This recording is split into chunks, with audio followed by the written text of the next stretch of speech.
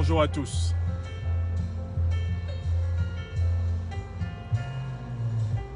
Depuis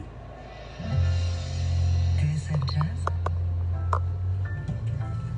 tout le jazz, 24 heures sur 24. Depuis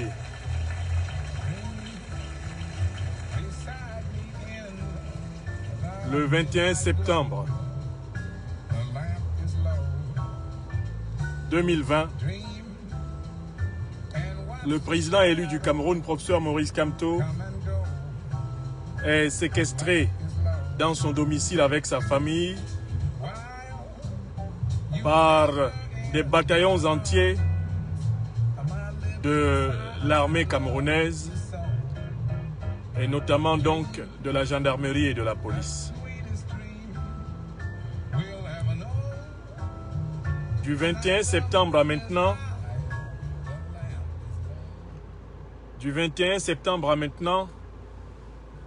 on peut faire un décompte de tout ceci. Nous sommes le 16 octobre. Du 21 septembre au 30 septembre, cela fait 9 jours. Du 1er octobre au 16 octobre, cela fait 16 jours. Et 16 plus 9, ça fait 25 jours.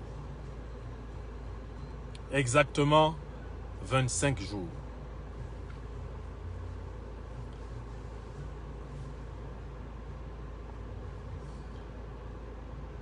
Et de manière lancinante, une question me revient de partout. Une question se pose partout. Elle se pose non seulement au Cameroun, elle se pose en Afrique, elle se pose en Europe et en Amérique, elle se pose chez tous ceux qui observent ce qui se passe au Cameroun. La question qui se pose est la suivante. Que signifie la séquestration depuis le 21 septembre 2020 à Yaoundé du président élu du Cameroun, le professeur Maurice Kamto? Que signifie cette séquestration? Quelle est la portée de cette séquestration? Quelle est la vocation de cette séquestration? Quelles sont les perspectives ouvertes par cette séquestration?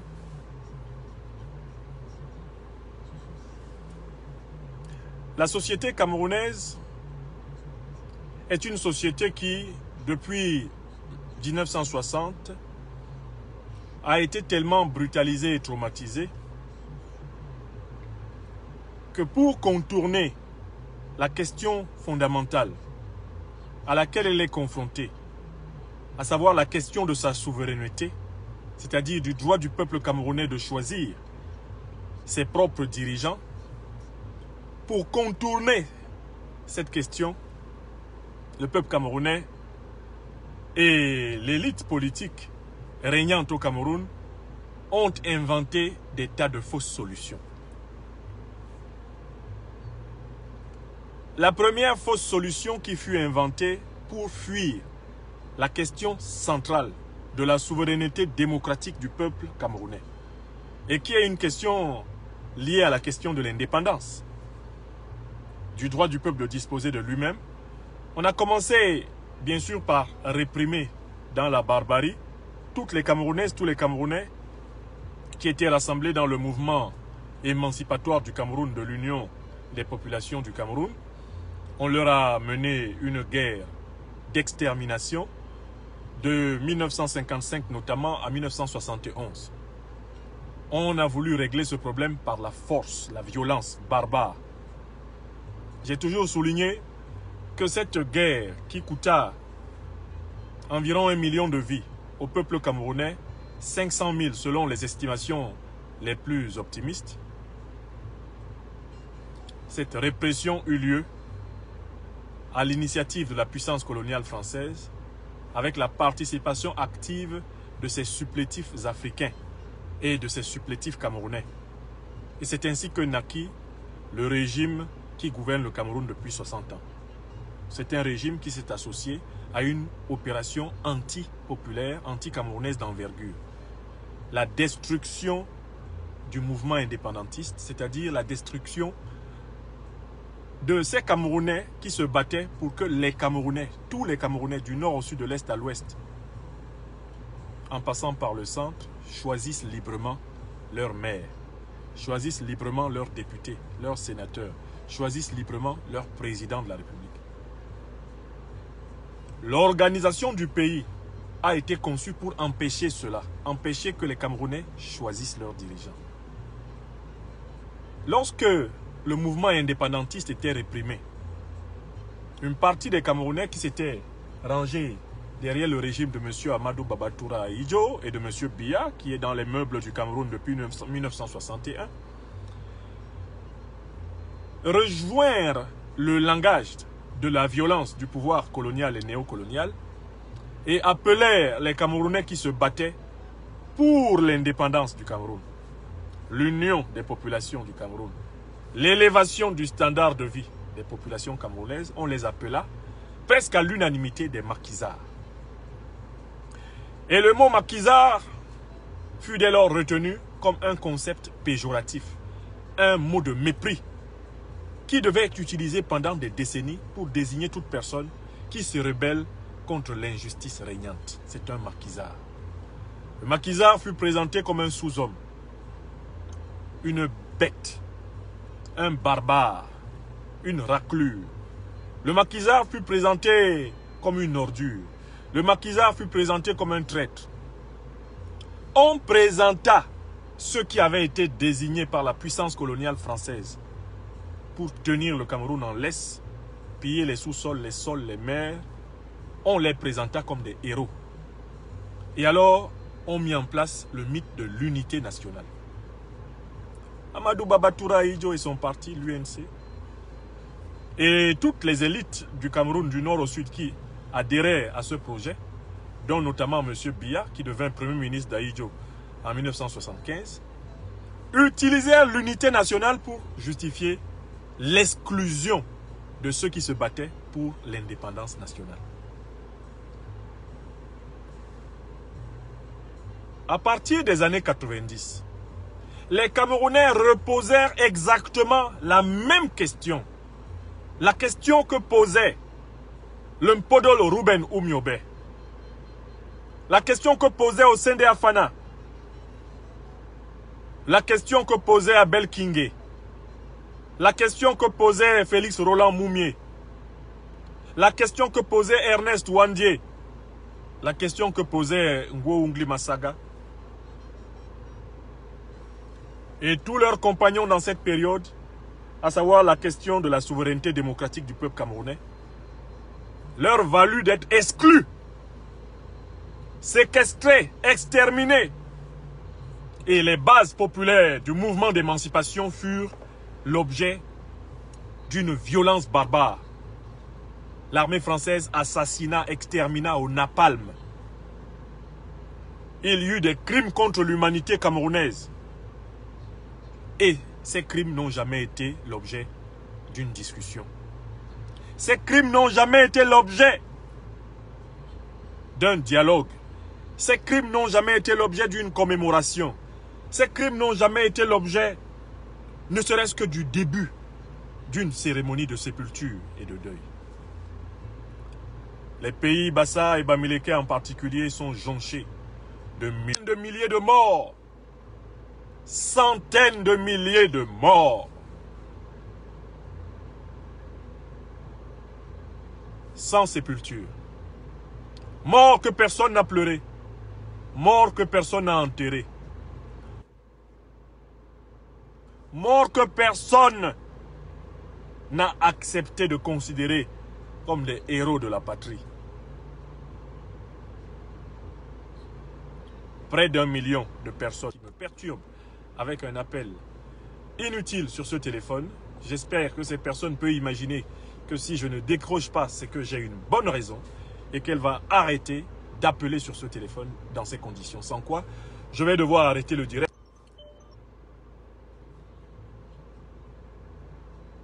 chers amis, j'observe juste là une petite pause. Et avec votre permission, si je suis de nouveau perturbé sur ce téléphone, par le numéro que je vois, de qui qu'il soit, je vais le bloquer. Et puis relancer le direct. Parce que c'est une personne qui ne veut pas comprendre, malgré mes refus d'appel, que je ne suis pas joignable à cet instant précis. Je suis en train de communiquer. On ne peut pas être présent partout, tout le temps.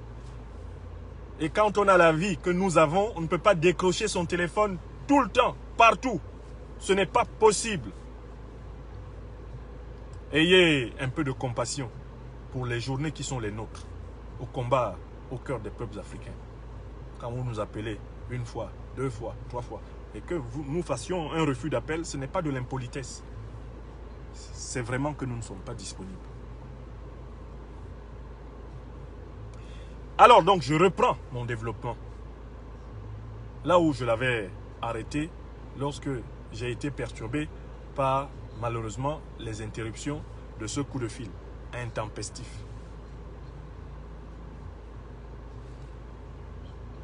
La première vague de résistants camerounais furent ainsi exclus. 1 demi-million à 1 million de Camerounais furent ainsi passés par perte et profit. Laissés pour compte. Et le Cameroun est un immense tombeau à ciel ouvert. Depuis les années 50 jusqu'à maintenant en 2020. C'est devenu une tradition au Cameroun qu'on peut tuer une partie du Cameroun pendant que l'autre continue à vivre.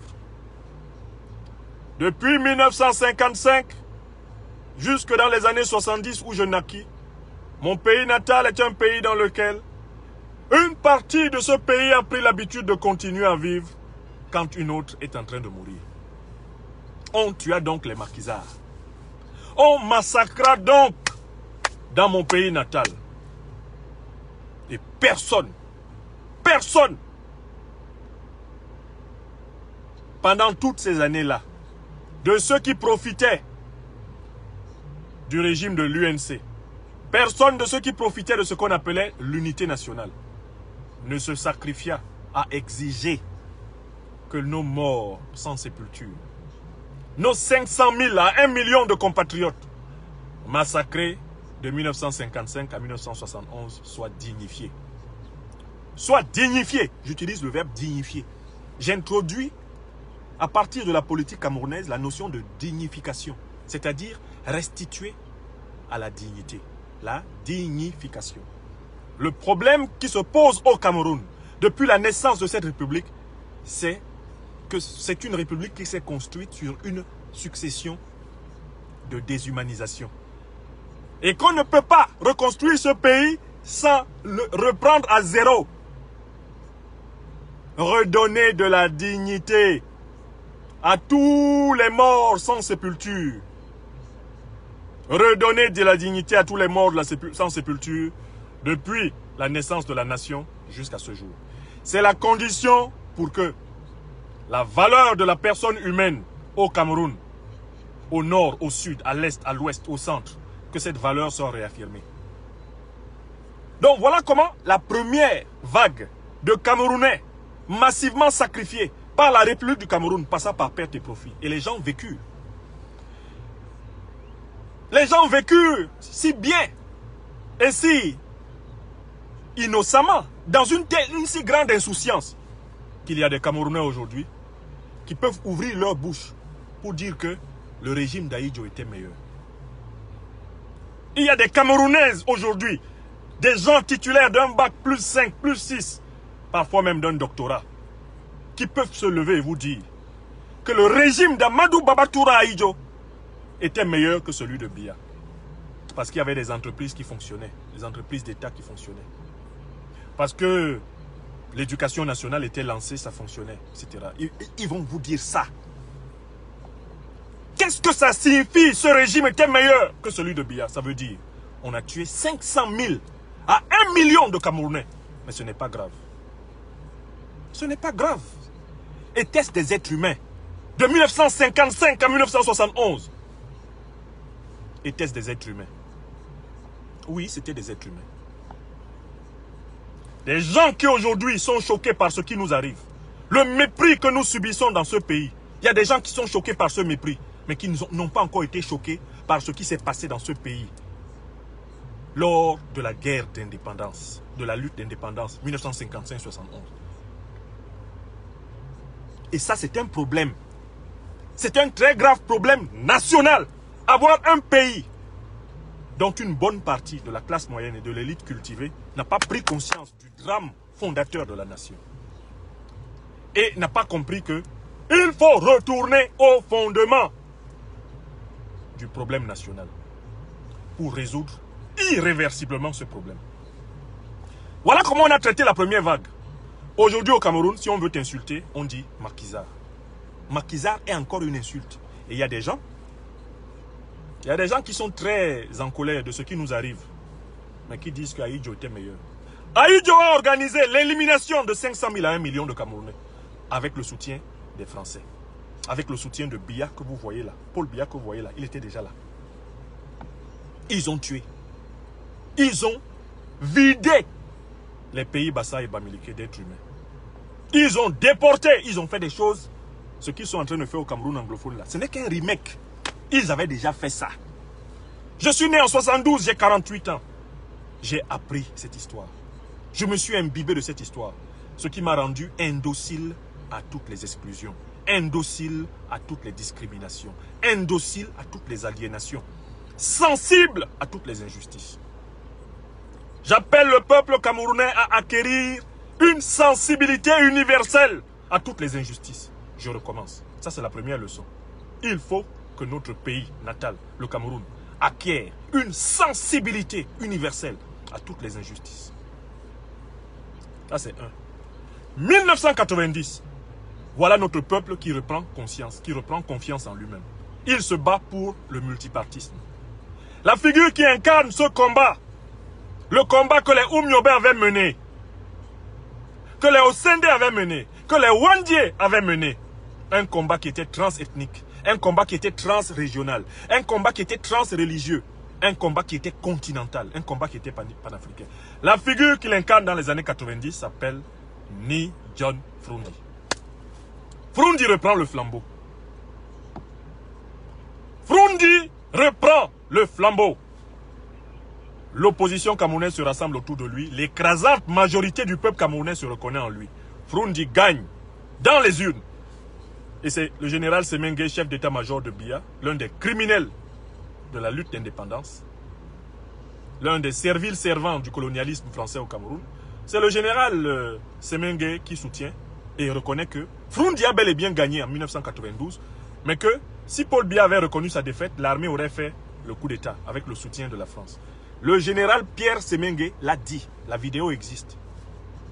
Autrement dit, le régime de M. Biya, qui avait hérité gratuitement, monarchiquement, par succession interne du pouvoir en 1982, ce régime s'est imposé à partir de 1992 à la tête du pays par une succession de trucages électoraux. Il a truqué le multipartisme, il a volé le multipartisme. Il a brisé dès sa naissance le multipartisme pour lequel les Camerounais sont morts par dizaines, par centaines dans les années 90. Lorsque la répression du régime, le même régime, s'appelant désormais RDPC, mais le RDPC n'étant rien d'autre qu'un démembrement de l'ancienne UNC, avec le même personnel réformé, réorganisé autrement. Quand ce même régime s'est abattu sur l'opposition, on n'a plus appelé les opposants maquisards, ça ne passait plus. On a dit que les compagnons de Ni John Frundi, c'était des anglo-bamis.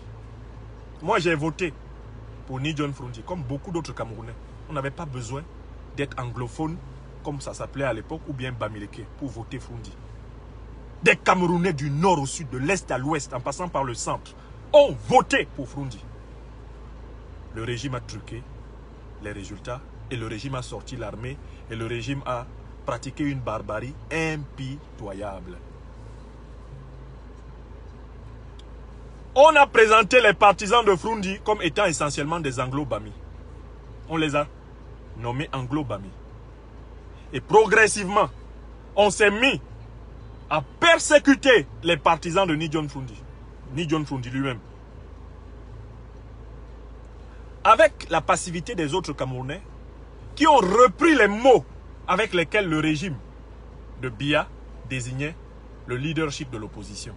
Et on s'est mis à traiter les partisans de Fundi d'anglo-bami, des gens qui dérangent. Et c'est ainsi qu'on a semé les bases du sécessionnisme anglophone actuel. Le sécessionnisme anglophone actuel, il vient aussi du fait que quand un anglophone camerounais a gagné, on a refusé de reconnaître sa victoire. Je recommence. Quand un anglophone camerounais, le chairman Ni John Fundi, a gagné l'élection en 1992, on a refusé de reconnaître sa victoire. Et c'est aussi là qu'on a brisé la nation. C'est-à-dire que le semblant d'unité nationale qui avait été constitué dans le dos des UPCistes, avec l'accord de l'élite anglophone, ça a commencé à se briser lorsque un ressortissant du Cameroun anglophone a gagné l'élection, mais on n'a pas voulu qu'il exerce le pouvoir d'État. On l'a empêché. Et le reste de la population s'est approprié les éléments de langage pour traiter Fundi de leader des Anglo-Bami. Fundi est devenu le leader des Anglo-Bami. Pourtant, des Ewondo avaient voté pour Fundi. Des Bassa avaient voté pour Fundi. Des Baka avaient voté pour Fundi. Des Poulbe avaient voté pour Fundi. Des Camerounais de toute origine, des Boulou avaient voté pour Fundi. Pour que Fundi batte Biya, il a fallu cela. Voyez-vous, on a décidé que les partisans de Fundi étaient des Anglo-Bami. On s'est mis à persécuter Fundi et ses partisans les plus proches. Et le reste du Cameroun a croisé les mains en disant, oui, c'est vrai, c'est les Anglo-Bami, ce n'est pas nous tous. La lutte menée par Fundi s'est effondrée ainsi. Troisième vague. Voilà les 3 vagues par lesquelles je commence désormais toute conférence sur le Cameroun. Le président élu Maurice Kamto prend la relève. La même question que les Oumniobe, la même question que les Osende, la question que les Wandie, les Abel Kingé ont posé dans les années 50-60 le droit des Camerounais de choisir leurs dirigeants. La question que Ni John Fundi a posée, le droit des Camerounais de choisir eux-mêmes leurs dirigeants de manière indiscutable et transparente. Cette question a été reprise sur ses épaules par un homme, le professeur Maurice Kamto. Maurice Kamto dit, il faut absolument qu'on respecte le droit du peuple camerounais tout entier de choisir ses maires, ses conseillers municipaux, choisir ses conseillers régionaux, choisir ses députés, choisir ses sénateurs, choisir son président de la République. Et Maurice Kamto dit, si j'ai une mission sur cette terre du Cameroun, c'est de rendre possible le choix des dirigeants du Cameroun par le peuple camerounais. C'est la même question, hein? La question de l'indépendance, la question de la souveraineté, la question de la légitimité du pouvoir. C'est cette question qu'a reprise le président Maurice Kamto. Le président Kamto reprend cette question et qu'est-ce qu'on voit? Qu'est-ce qu'on entend quand il reprend cette question? Avec la reprise de cette question, il a l'approbation de la majorité des Camerounais. Dans les urnes, il a battu le 7 octobre Biya. De toute façon, Biya n'a pas battu campagne. Biya n'a pas battu campagne parce que de toutes les façons, il ne comptait pas sur les urnes pour gagner. Il avait élu quand même, il a le conseil constitutionnel, il a proclamé les résultats qu'il voulait. Tout le monde le sait. Biya aurait fait une apparition du côté de Maroua. En tout et pour tout, pour la campagne présidentielle. Pour le reste, c'était déjà décidé. Fonka, Azou, etc. savaient ce qu'ils avaient à faire. Clément Atangana savait ce qu'il avait à faire. L'armée savait ce qu'elle avait à faire. Les partisans, les amis israéliens et français savaient ce qu'ils avaient à faire.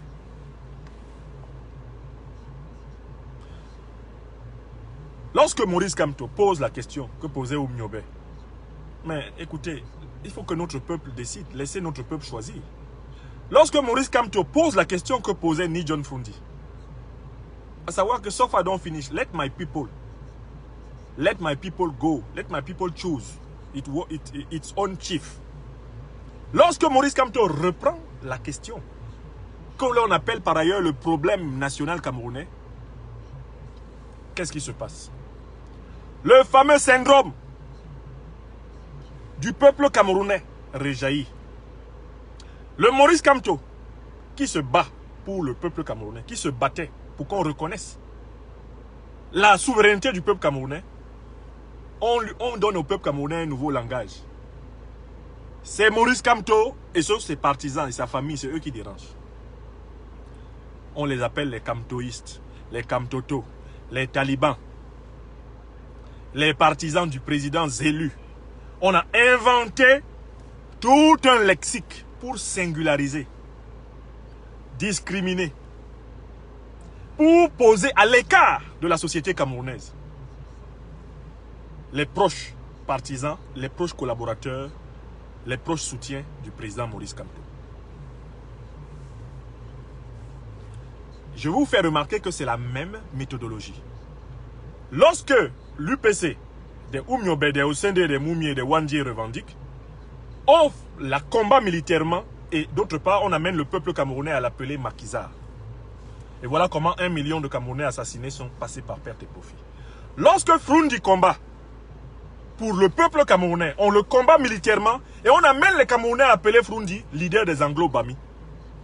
Et voilà comment les morts de la période de la lutte des années 90 sont passés par perte et profit.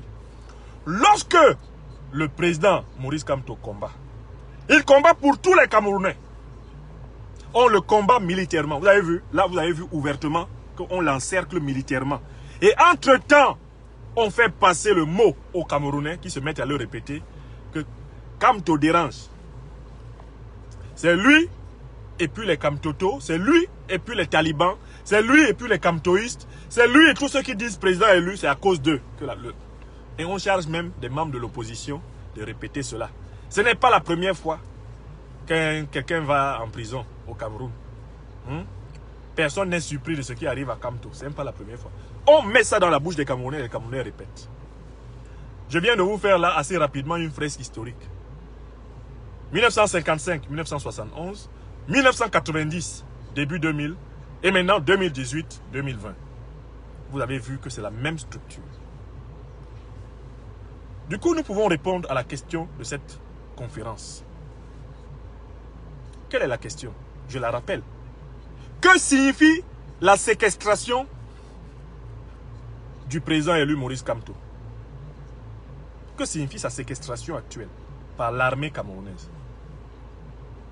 Sa séquestration actuelle par l'armée camerounaise signifie, pour moi, 3 choses. Première chose, le peuple camerounais n'a pas encore entièrement pris conscience, non seulement de sa capacité à se libérer, mais il n'a pas encore décidé d'assumer sa volonté de se libérer, dans son écrasante majorité. Ça, c'est un. Et c'est pour ça que je suis à la fois déterminé et patient. Je suis convaincu que notre peuple n'a pas encore bien compris ça. Ce n'est pas encore clair dans la tête des Camerounais. Le problème national camerounais n'est pas encore clair dans la tête des Camerounais. Ça, c'est pour moi, c'est pour cela que le président Kamto est séquestré. Si le président Kamto est séquestré depuis le 21 septembre, c'est parce que l'écrasante majorité des Camerounais n'est pas encore convaincue que c'est elle-même, la majorité des Camerounais, qui détient le pouvoir. Les Camerounais pensent encore que le pouvoir est à Etoudi. Les Camerounais pensent encore que le pouvoir est, je ne sais pas, dans l'armée. Le pouvoir est à la gendarmerie. Les Camerounais ne savent pas encore que c'est eux qui ont le pouvoir. Le pouvoir, c'est eux. Donc ça, c'est la première conséquence. Le président Kamto est séquestré parce que les Camerounais ne savent pas encore que ce sont eux qui ont le pouvoir. Et que le pouvoir est bloqué dans leurs mains. Et que c'est parce qu'ils n'utilisent pas le pouvoir que l'on humilie celui qui les représente le plus et le mieux. Aujourd'hui, Maurice Kamto. Que cela vous plaise ou pas, c'est lui qui est la figure qui incarne la résistance du peuple camerounais aujourd'hui. C'est le président Maurice Kamto. Personne d'autre. Dans les 475 000 et poussières de kilomètres carrés du Cameroun, c'est le président Maurice Kamto. La figure qui incarne la résistance du Cameroun actuel. Ça, c'est la première conséquence. La deuxième conséquence que je tire, pourquoi le président Kamto est-il séquestré? Parce que les Camerounais croient que quelqu'un va venir de l'extérieur les libérer. J'ai vu la facilité avec laquelle les Camerounais écoutent le Drian. Ce filou, cet escroc de diplomate, le patron de l'autre filou escroc qui est à Yaoundé, Guillou. J'ai vu la facilité avec laquelle les Camerounais écoutent aussi le Drian. Le Drian qui joue avec les nerfs des Camerounais. On lui dit, mais le président Kamto est séquestré à Yaoundé, Maurice Kamto est séquestré à Yaoundé, qu'est-ce que vous dites? Mais il dit, qu'est-ce que vous voulez que je fasse? Les Camerounais n'ont pas encore compris que le Drian est associé au plan. Mais tant que la puissance française aura la garantie que ses intérêts sont garantis par le régime, pourquoi voulez-vous que la puissance française change? Si le président Kamto est encore séquestré à Yaoundé, c'est parce que les Camerounais pensent qu'une puissance étrangère, la France, les États-Unis, l'Union africaine, je ne sais pas si c'est le Nigeria, en tout cas une puissance étrangère, peut-être la Russie, une puissance étrangère bienveillante, voudra bien venir les débarrasser de M. Paul Barthélémy Biya, ou du moins de son régime, puisque Paul Biya a disparu depuis plusieurs mois et même peut-être plusieurs années. Le président Kamto est séquestré parce que le peuple camerounais rêve d'être libéré par quelqu'un d'autre que lui-même. Le peuple camerounais regarde les frontières françaises. Le peuple camerounais regarde les frontières américaines. Le peuple camerounais regarde les frontières russes. Le peuple camerounais regarde en espérant que quelqu'un d'autre va venir le libérer. Or, nous avons déjà expliqué au peuple camerounais que si vous êtes libéré par quelqu'un d'autre que vous-même, sachez que vous allez passer d'une dictature à une autre. Quelqu'un ne vous libère pas pour que vous veniez lui demander des comptes. Non. Si c'est moi qui vous libère, je deviens votre nouveau dictateur. Je recommence. Quelqu'un ne vous libère pas pour que vous veniez lui demander des comptes. C'est-à-dire que quelqu'un, lui, il mène le combat contre Biya, il vous libère, et puis vous venez lui dire, viens nous rendre des comptes. Il doit vous rendre des comptes pourquoi? Est-ce que c'est vous-même qui vous êtes libéré? Camerounaises, Camerounais, du nord au sud, de l'est à l'ouest, disons-nous la vérité. Si la France libère le peuple camerounais de la dictature de Paul Biya, est-ce que la France est obligée d'établir une démocratie au Cameroun? Puisque c'est elle qui aura libéré le peuple camerounais de la dictature. Elle va instaurer donc une dictature directe. Une remise sous tutelle du Cameroun. Puisque le peuple camerounais ne se sera pas libéré lui-même, celui qui le libère le prend comme nouvel esclave. À son compte, c'est le passage d'une servitude à une autre. Si c'est les États-Unis d'Amérique qui doivent libérer le Cameroun, vous pensez qu'ils vont libérer le Cameroun pour les Camerounais? Pourquoi? Moi, je ne peux pas comprendre que quelqu'un vienne vous libérer et que vous demandiez à cette personne de vous rendre des comptes. Est-ce que c'est vous-même qui vous êtes libéré? Non, vous devenez ses esclaves. Il vous libère pour que vous travailliez pour lui. Il vous libère pour que vous fassiez ses 4 volontés. Le libérateur, c'est le nouveau dictateur. Voilà pourquoi il est important que les peuples participent activement eux-mêmes à leur processus d'émancipation. Car lorsque les peuples ont activement participé eux-mêmes à leur processus d'émancipation, alors les peuples mettent en place des institutions qui leur rendent des comptes à eux. Un peuple ne peut pas demander à ses dirigeants de lui rendre des comptes si ces dirigeants n'émanent pas de sa propre volonté et de son propre processus révolutionnaire. Je répète ce deuxième point. Un peuple ne peut pas avoir à sa tête des dirigeants qui lui rendent des comptes si ces dirigeants n'émergent pas de son propre processus révolutionnaire, de sa propre lutte d'émancipation.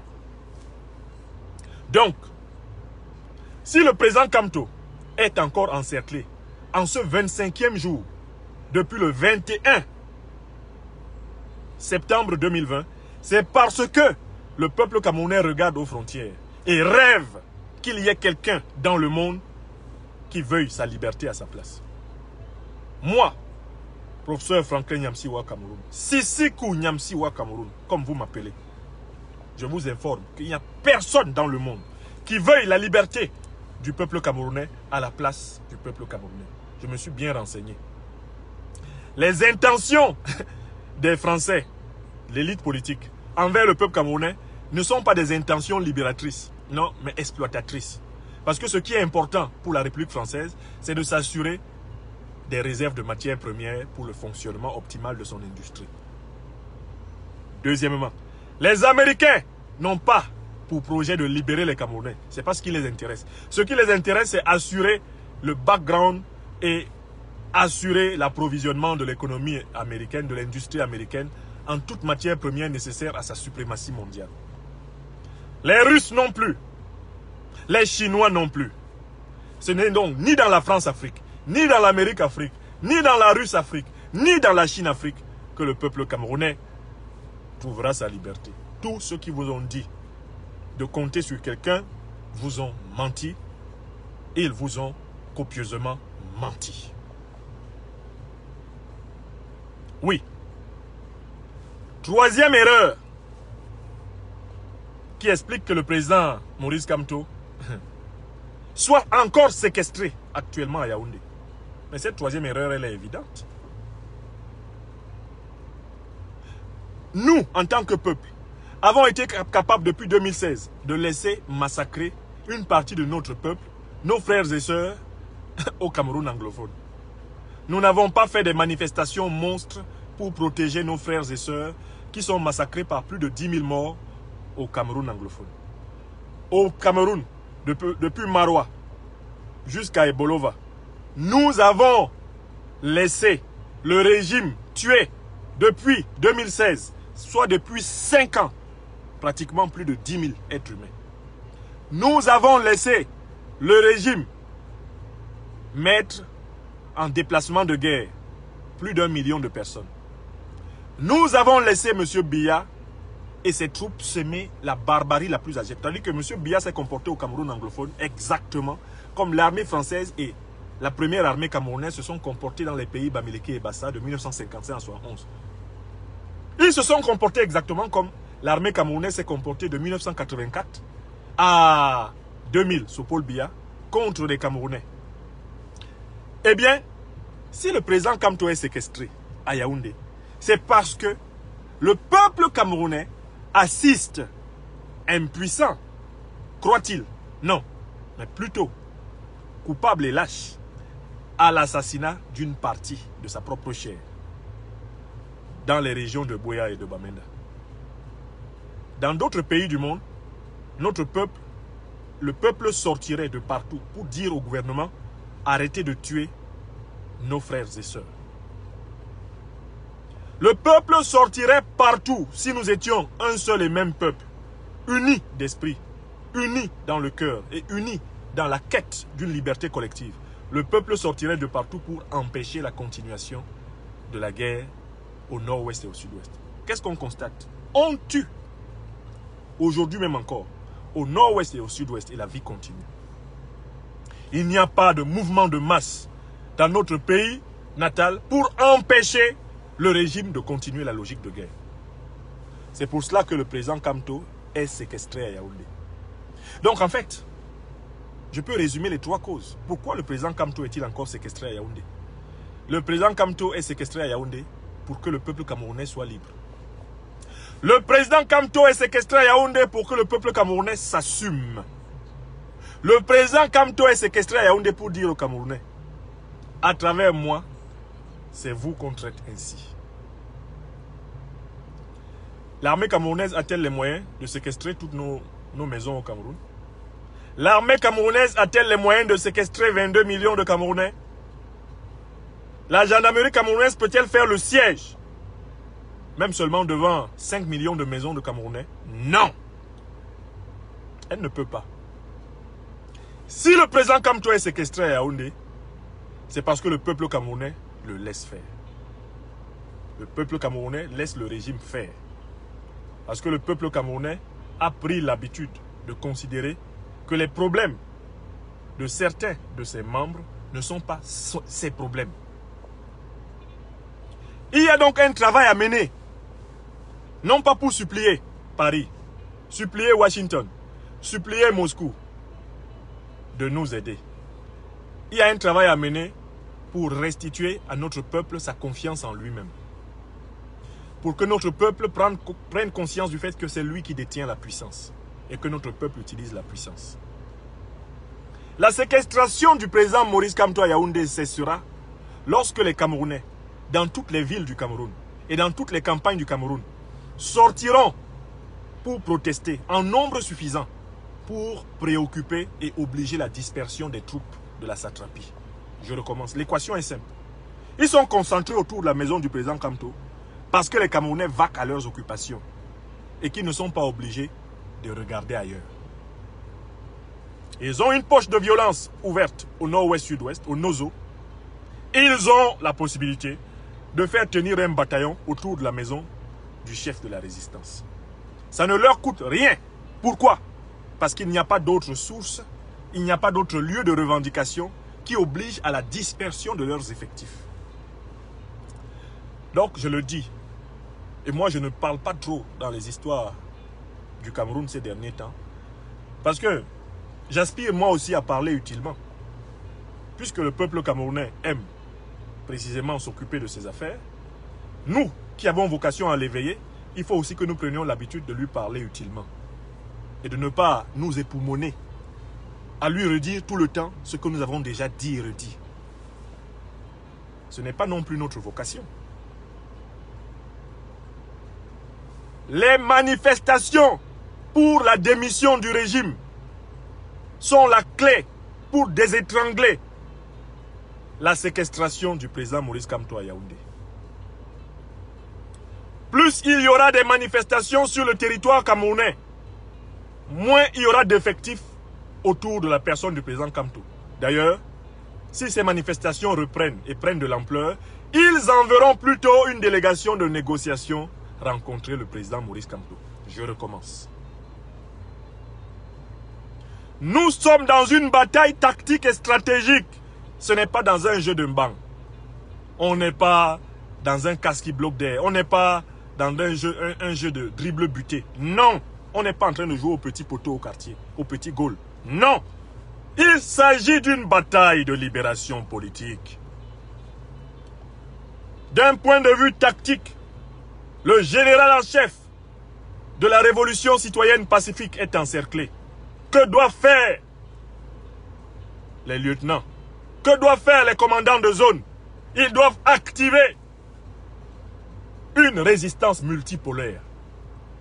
Ils doivent activer une résistance qui oblige à l'étirement, à l'éclatement des effectifs répressifs. Oui, il faut qu'on leur donne du travail, à la fois à Douala, à Bafoussam, à Bamenda, à Bouéa, à Garoua, à Maroua, à Ngaoundéré, partout où seulement 5 Camerounais peuvent s'entendre. Et il faut mener des actions de protestation pour étirer le système répressif. Ce n'est que la multiplication des actions de protestation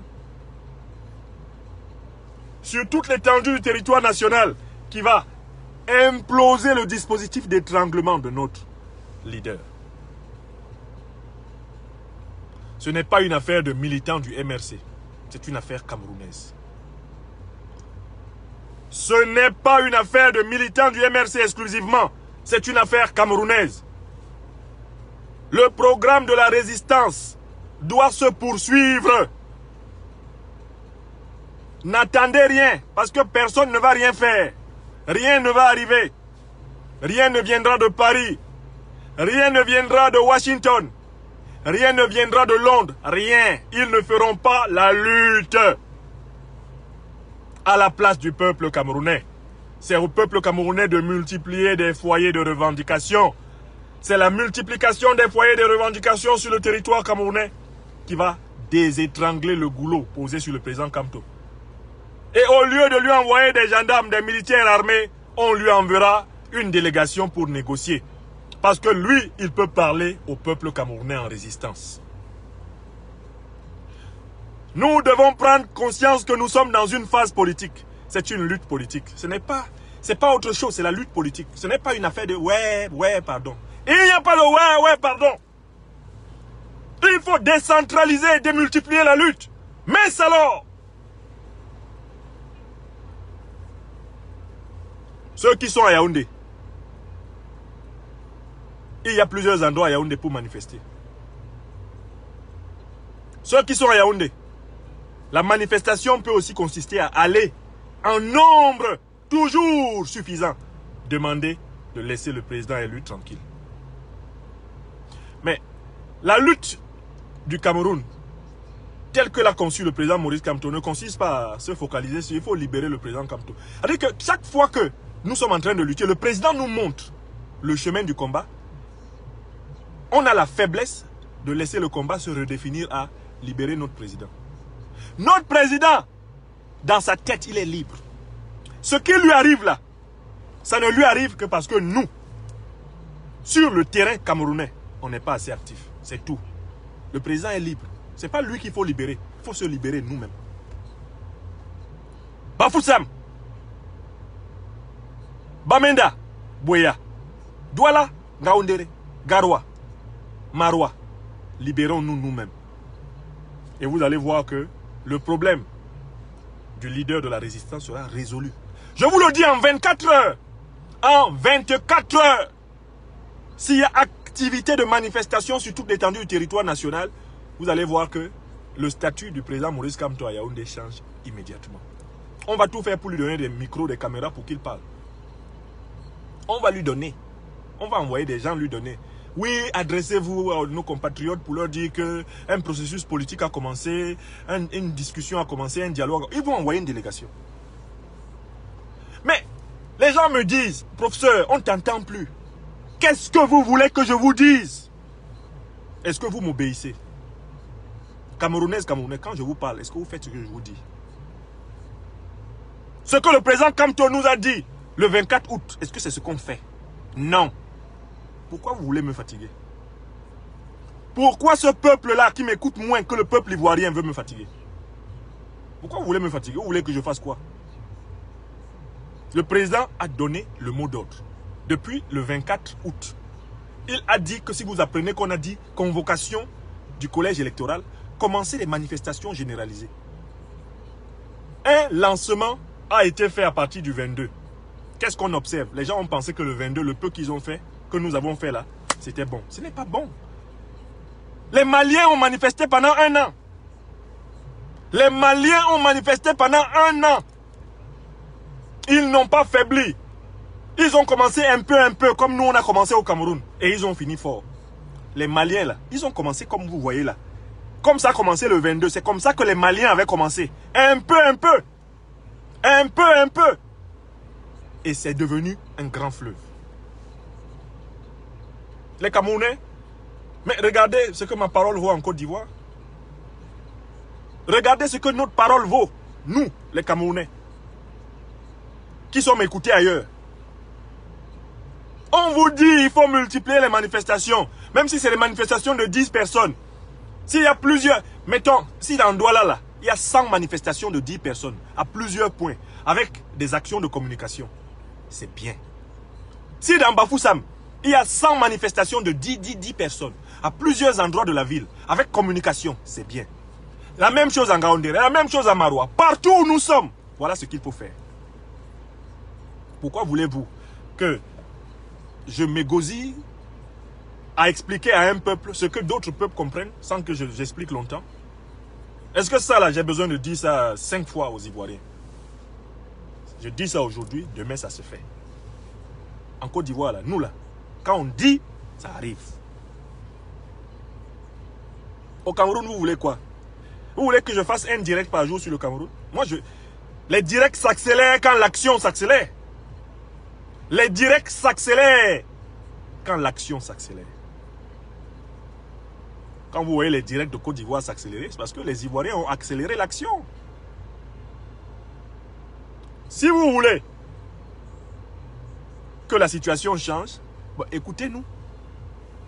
Écoutez le président élu si vous voulez que ça change. Et faisons ce qu'il dit. Parce que ce qu'il dit là, ce n'est pas pour lui. Il n'a pas dit de venir le prendre à sa maison et l'amener au palais présidentiel. Ce n'est pas ce que le président Kamto a demandé. Il y a des gens qui disent arrêtez de dire président élu, comme ça on va se mobiliser. Minalmi, bande de menteurs et d'hypocrites.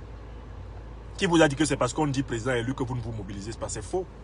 Parce que vous ne croyez pas que vous ayez le droit à la liberté. C'est pour cela que vous ne vous mobilisez pas. C'est parce que vous croyez que votre vie est plus douce dans l'esclavage que dans la liberté. C'est pour ça que vous ne vous mobilisez pas. Parce que nous, on appelle notre leader président élu. On n'a pas dit, venez le prendre, allons l'installer à l'étudier. On dit, provoquons le dialogue sur la crise anglophone et réorganisons le système électoral. C'est tout ce que nous on a dit. On ne vous a pas dit, allons prendre le président Kamto, amenons-la et tout dit. Non, ça ne se fait pas comme ça, ça ne se fera pas comme ça. Donc laissez-nous l'appeler comme nous voulons. C'est notre président élu. Si ce n'est pas le vôtre, d'accord. Appelez-le comme vous voulez. Nous, on l'appelle comme on veut. Mais le problème n'est pas l'affaire de président élu. Le problème, c'est que toi, Camerounaise, toi, Camerounais, tu n'es pas convaincu que c'est le peuple qui a le pouvoir. Tu ne crois pas que notre peuple soit capable de prendre le pouvoir. Si tu le croyais, et si ceux qui le croient étaient majoritaires, le président Maurice Kamto ne serait pas actuellement encerclé à Yaoundé. Le président Maurice Kamto serait invité à une table de négociation, au minimum. Car il aurait derrière lui un peuple actif, et ce peuple actif lui donnerait crédibilité pour négocier.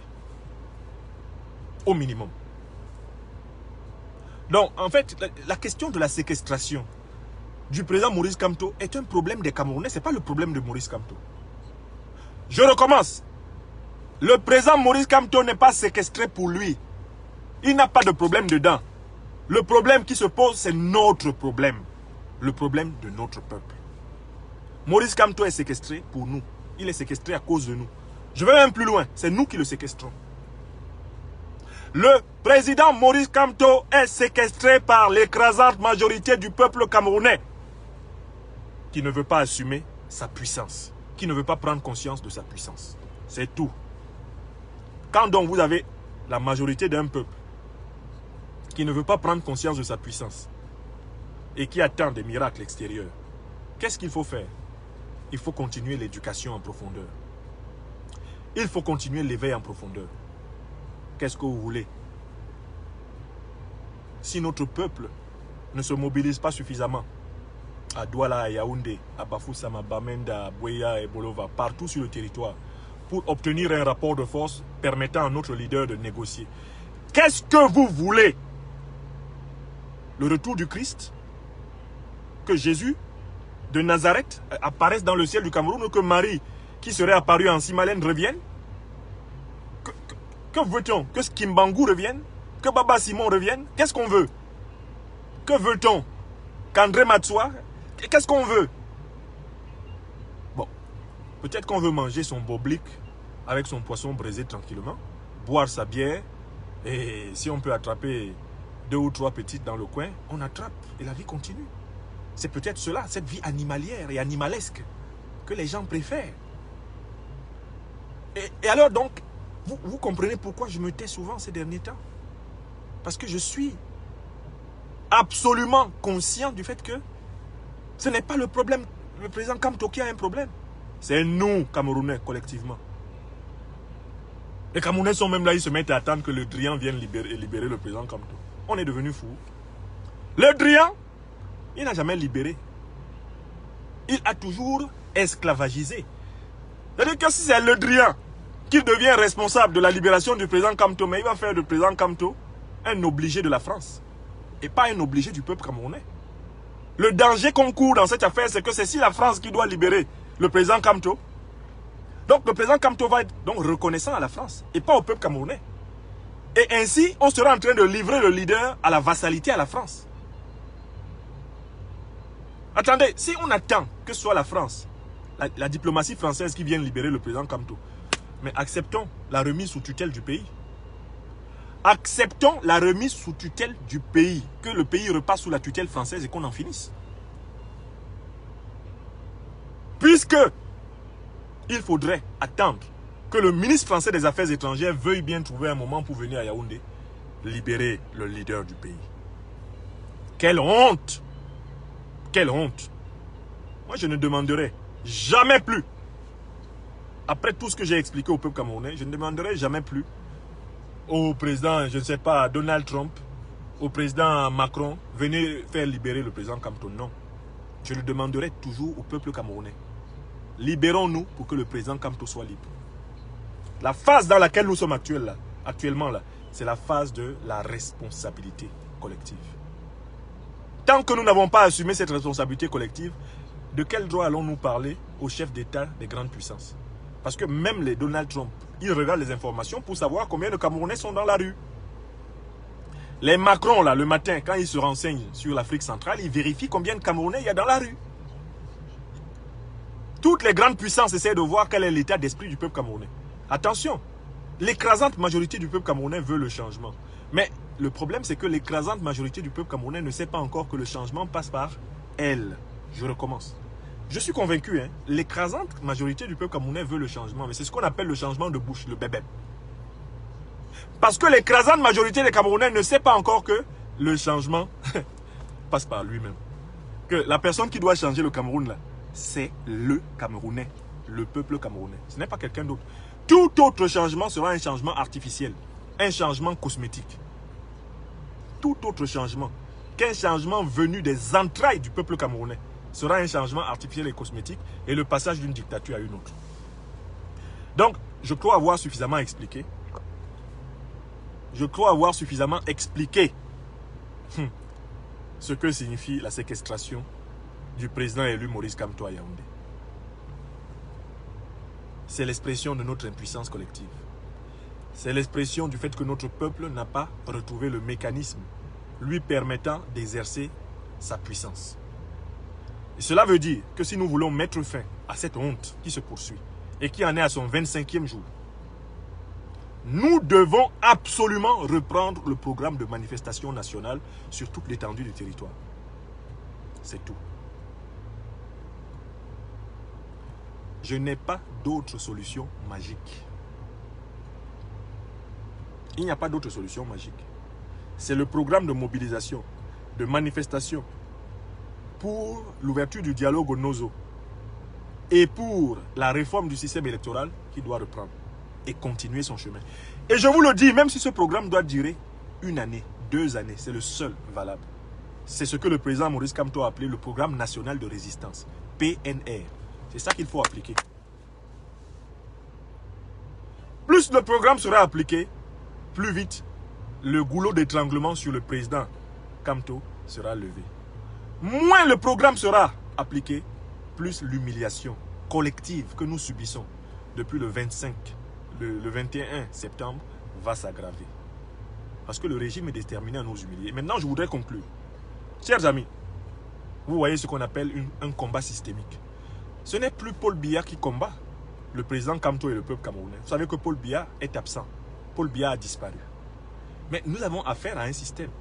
Et le système est organisé pour ne pas nous accorder des chances de le vaincre. Le système exploite chacune de nos faiblesses. Le système exploite chacune de nos failles. Le système exploite chacun de nos doutes, chacune de nos incertitudes.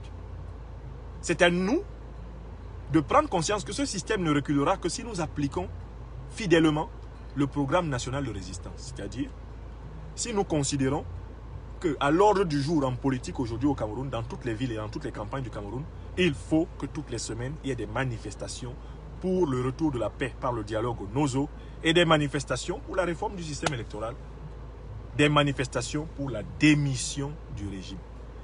Plus il y en aura, eh bien, plus respirera le leadership de notre lutte. Moins il y en aura, eh bien, plus la honte dans laquelle nous sommes baignés depuis le 24 septembre, eh bien, elle continuera à s'aggraver. Et il faut avoir le courage d'accepter la honte. J'ai honte. J'ai honte de mon pays natal, le Cameroun. Je ne peux pas passer par 1000 chemins. J'ai honte. J'ai honte de nous. J'ai honte pour nous. J'ai honte. Il faut passer par cette culpabilité. Et c'est cette culpabilité qui explique souvent mes moments de silence, qui sont des moments de prière, de méditation intense. Des moments pour aller chercher des énergies en profondeur afin de poursuivre le combat. Jamais pour renoncer. Moi, je suis de ceux qui ne renoncent jamais parce que je suis libre dans ma tête là. Je ne serai jamais l'esclave de quelqu'un sur cette terre jusqu'à mon dernier souffle. Jusqu'à mon dernier souffle sur cette terre. Dieu du ciel, permets-moi de m'en tenir à ce que ma conscience me dicte. Et rien ni personne d'autre que ma conscience. C'est décidé depuis mes 18 ans. Ça, c'est ma prière du matin depuis mes 18 ans. Seigneur, être absolu qui est à l'origine de mon être, de ma présence en ce monde, permets-moi tout le temps que je vivrai sur cette planète, permets-moi de m'en tenir à ceci. Ne jamais agir que sous l'égide de ma propre conscience. Permets-moi de vivre et de mourir ainsi. Telle est ma prière de tous les jours. Et même ma prière de chaque instant. Donc moi, je n'ai pas de problème avec ça. Je ne me soumettrai jamais au régime de M. Biya et à ses héritiers. Jamais. Pour moi, c'est clair. Je le combattrai toujours. Ça aussi, c'est clair. Même si je dure jusqu'à 90 ans ou 100 ans sur la terre, ce sera pareil. Si eux aussi ils durent, ce sera pareil. Et je sais qu'il y a une seule voie pour dignifier le peuple camerounais, c'est le programme national de résistance. Et je sais que celui qui a reformulé ce programme et adapté ce programme à notre temps, celui qui incarne la conscience de ce programme, le visage de ce programme, c'est le président élu, Maurice Kamto. Je l'appelle élu. Et j'emmerde tout ce que ça gêne. Parce qu'on est aussi dans une phase où on se dit les vérités, on s'en fout. On est aussi dans une phase où on se dit les vérités et puis on s'en fout complètement. Car il s'agit d'être libre. Voilà. Donc assumons notre honte et mettons en œuvre le programme national de résistance le plus tôt possible. Ne pleurnichons pas. Ne pleurnichons pas, ne supplions personne. Ne mendions pas la liberté. Prenons la liberté. Et tout ce que je souhaite, c'est que partout à travers le Cameroun, eh bien, toutes les cellules, que ce soit de l'opposition et de la société civile, reprennent le chemin du programme national de résistance. Vive la résistance du peuple camerounais. Vive le président élu Maurice Kamto, à qui je renouvelle ici publiquement ce que je lui dis, à part quand nous nous parlons par les canaux qui nous sont réservés. Je suis fier de lui.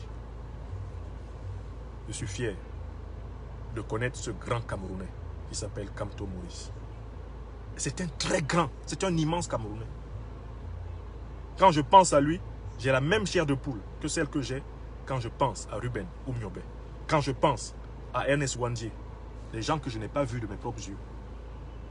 Quand je pense à Félix Roland Moumié, j'ai les mêmes larmes qui viennent aux yeux que quand je pense à Maurice Kamto encerclé.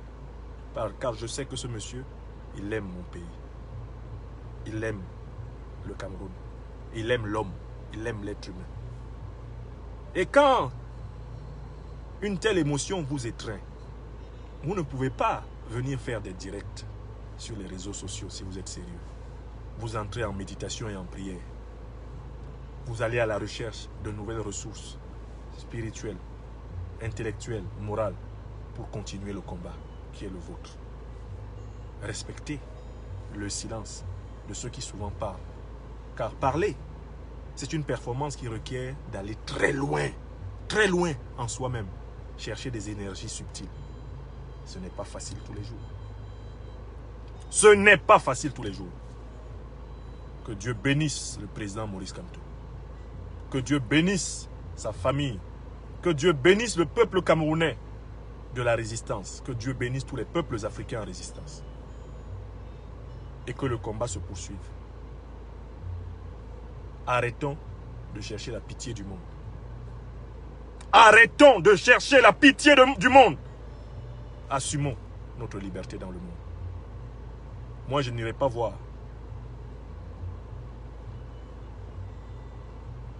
Emmanuel Macron pour le supplier. Pas question. Le jour où le peuple camerounais occupera les rues du Cameroun, là, j'irai voir Emmanuel Macron. Parce que là, je me sentirai en capacité. Le jour où ça bougera en faveur de la liberté des Camerounais, là, je pourrais dire que voilà, je m'en vais voir un tel pour lui dire que le peuple de mon pays a pris les choses en main. C'est ce que nous voulons, c'est ce pourquoi nous travaillons. Et il n'y a rien d'autre qui vaille plus que ça. La liberté. La liberté. Toute la liberté. La liberté pour toi, la liberté pour moi, la liberté pour nous. Voilà. Voilà ce pourquoi je n'aime pas, dans des périodes aussi graves, d'humiliation profonde, m'étaler en déclaration. Je laisse à ceux qui ont la facilité de parler à temps et à contre-temps, eh bien le loisir de le faire. car je ne suis pas dans une compétition de prise de parole. Mais si vous voyez mes prises de parole se multiplier, c'est toujours parce que je vois quelque chose qui frémit dans un peuple en faveur de la liberté collective. Bon week-end à tous. Que le Dieu de nos ancêtres, que nos bienheureux ancêtres qui vécurent en vérité et en justice, voient la noblesse, la pureté de notre cœur et inspirent tous ceux qui veulent vraiment l'amélioration de la cité. À bientôt et merci. Voilà, je suis de retour sur Facebook, d'où j'avais été, vous l'avez bien vu, malheureusement empêché de donner des conférences en direct depuis pratiquement 3 semaines. J'ai ferraillé, j'ai argumenté, j'ai écrit des tas de courriers pour expliquer que mes adversaires avaient tort, car ils voulaient obtenir ni plus ni moins que la fermeture définitive de mes pages Facebook. Donc je suis de retour et je suis heureux de leur faire subir à nouveau l'eau bénite des pains spirituels de la liberté ici sur Facebook. Portez-vous bien.